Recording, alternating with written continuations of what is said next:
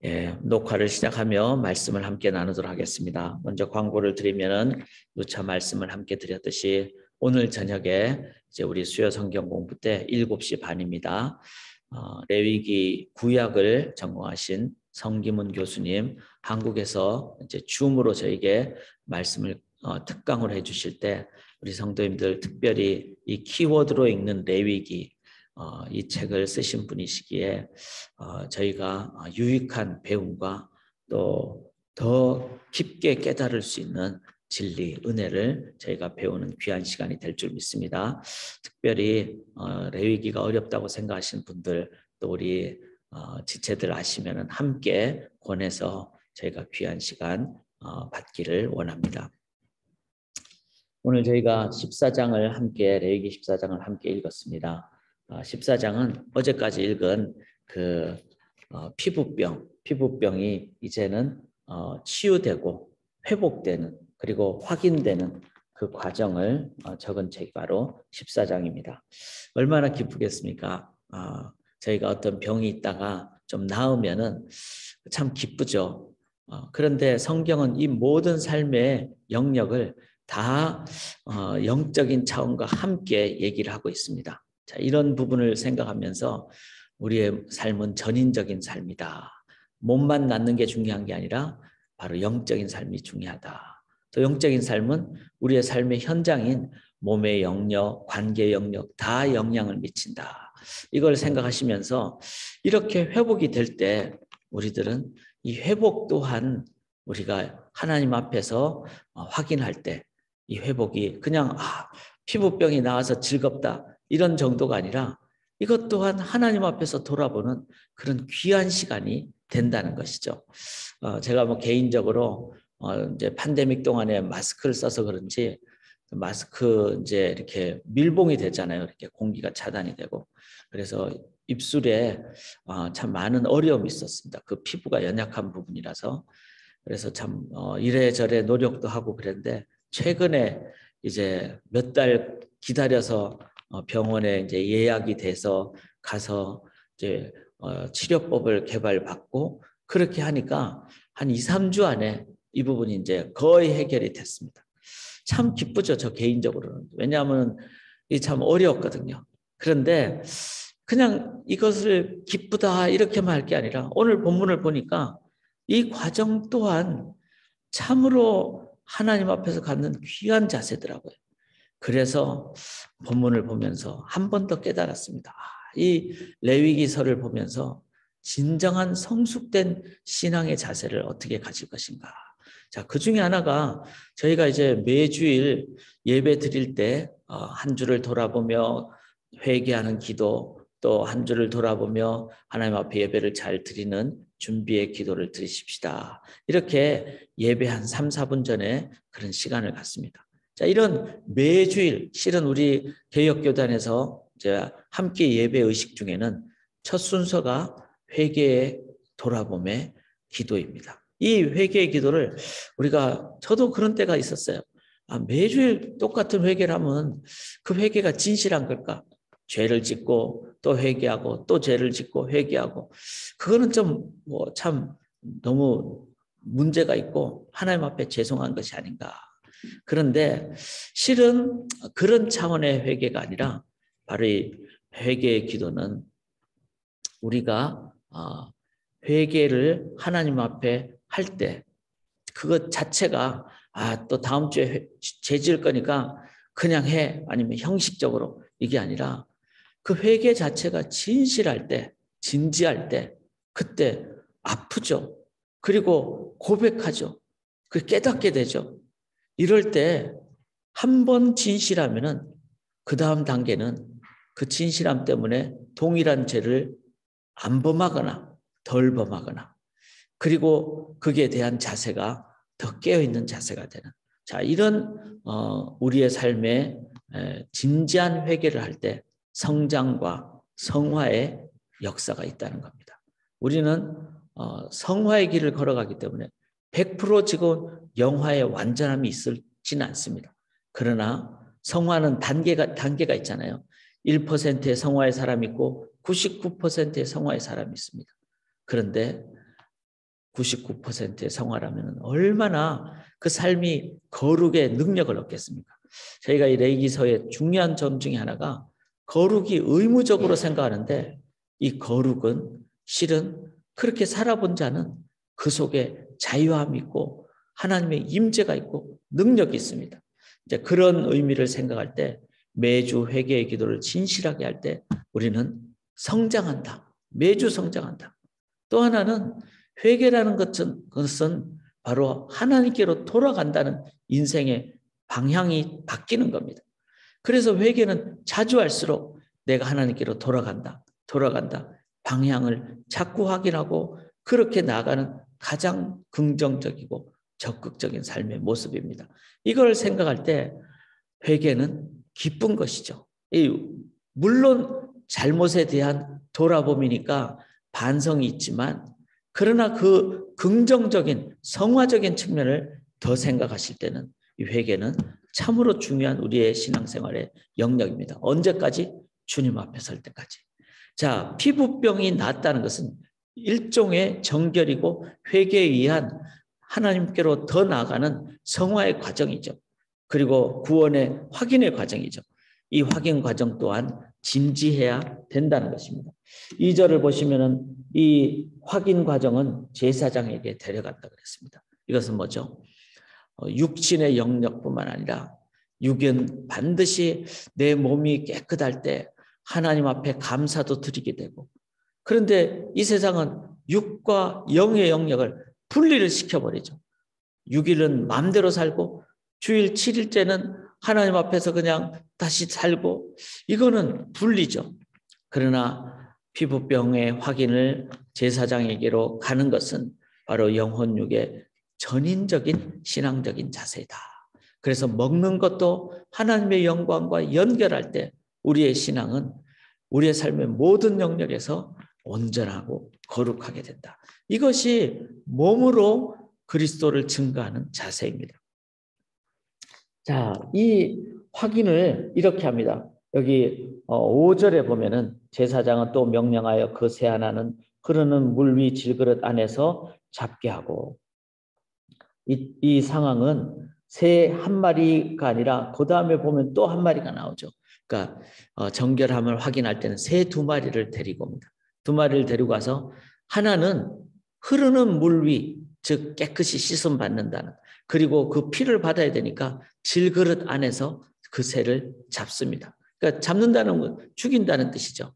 그러니까 새 한 마리는 이제 죽금, 그래서 피를 흘리게 되는, 그리고 흐르는 물 위니까 그 깨끗함을 씻음 받는, 이거는 바로 나 대신 죽으신 예수 그리스도의 대속을 의미합니다.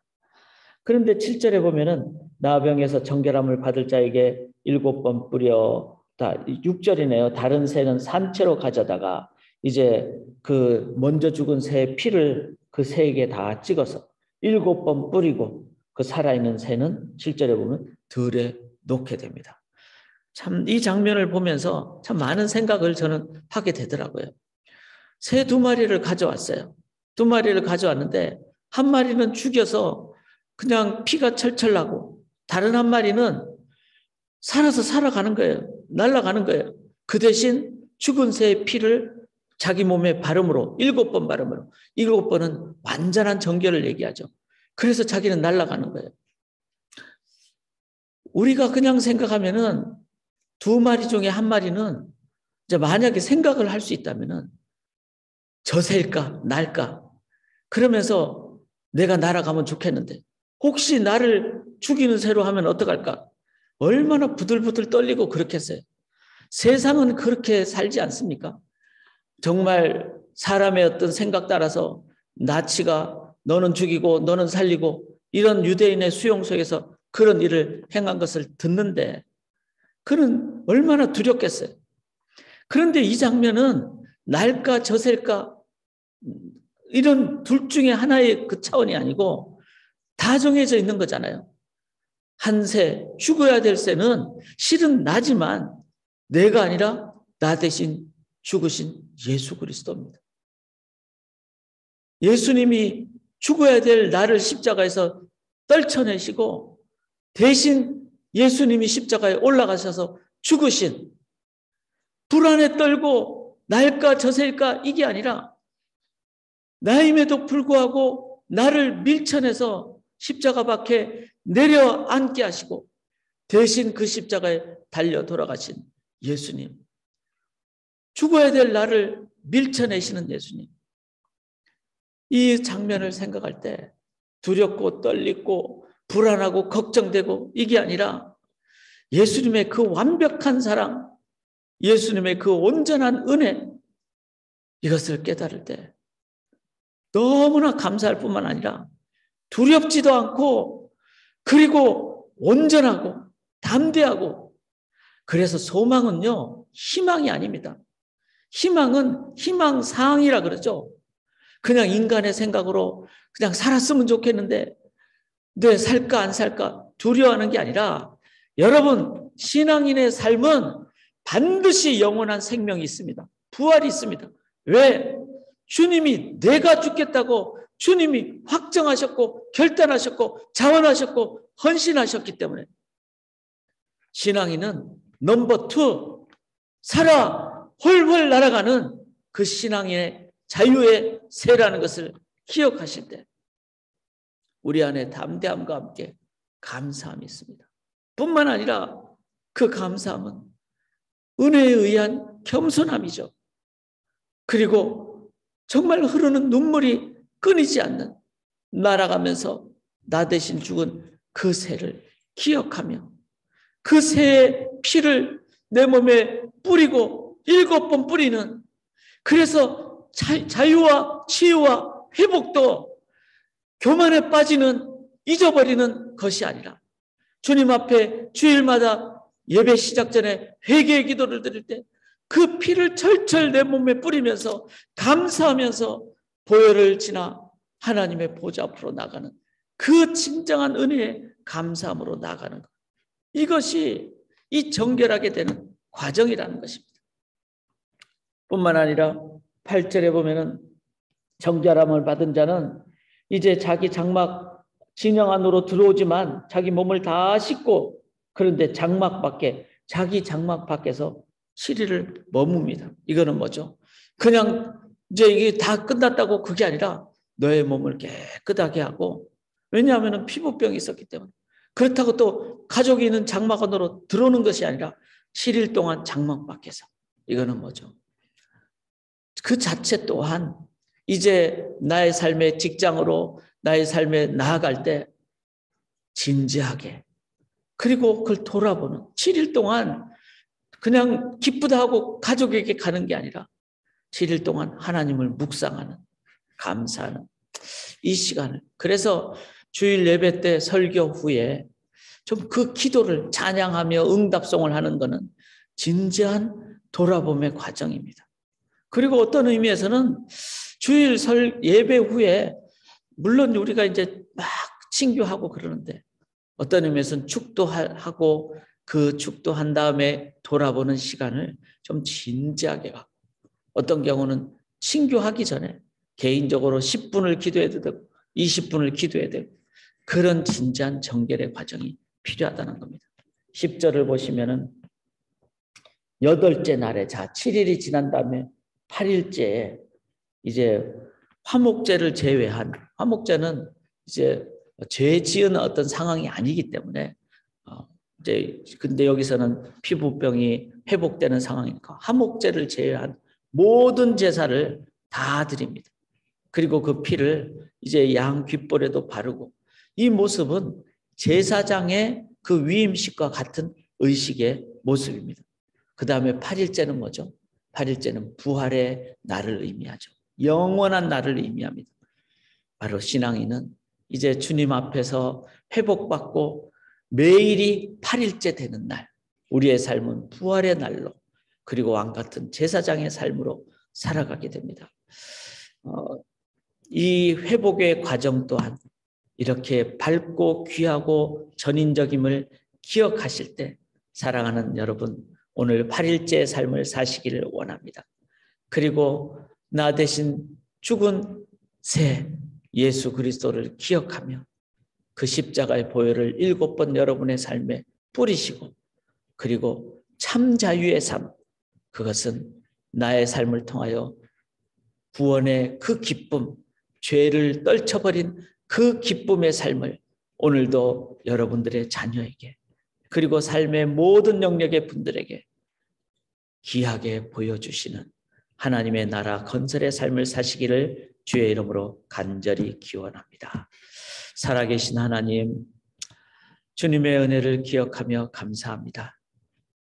같이 왔지만 나 대신 죽은 그 피를 나에게 뿌려준 새를 생각하며 이제 참 자유로 날아가는 저희들의 삶을 보며 교만함이 아니라 은혜를 잊어버림이 아니라 내 몸에 그 죽은 새의 피를 뿌림으로 십자가의 보혈로 감사와 겸손으로 나아가게 하옵시고 참자유의 삶으로 모든 영혼들에게 선교사로 다가가서 주님의 그 구원을 함께 나누는 복음을 나누는 날아다니는 열방까지 가는 주의 백성의 삶을 살게 도와주시옵소서.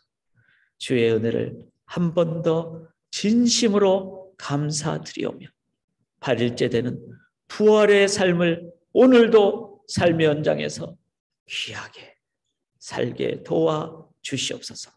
영광, 감사 올려드리오며 살아계신 예수 그리스도의 이름으로 간절히 기도드리옵나이다. 아멘.